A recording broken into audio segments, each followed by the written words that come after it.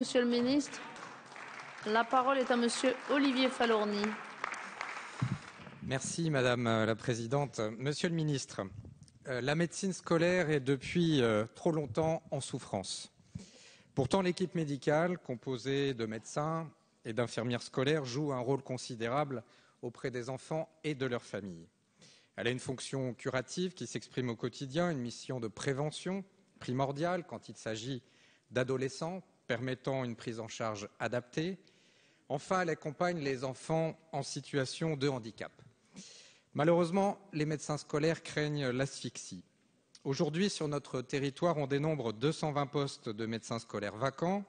D'ici 6 ans, 42% d'entre eux partiront à la retraite. Et sur 7500 postes d'infirmières, actuellement, 1500 ne sont pas pourvus. Alors, avec 10 000 enfants en moyenne à suivre chacun, les personnels de santé ne peuvent plus remplir leur mission.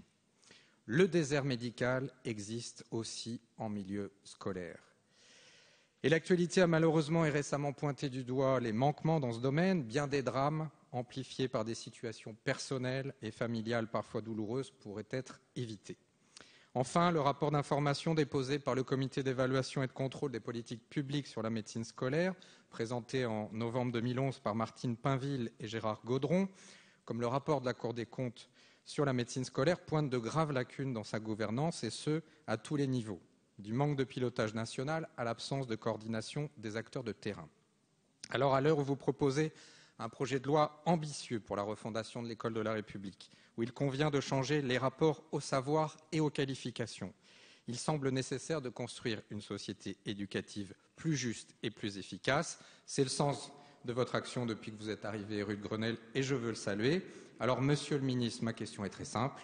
Comment allez-vous créer les conditions pour que la santé scolaire devienne une politique publique à part entière, cohérente et véritablement pilotée? Merci. Merci.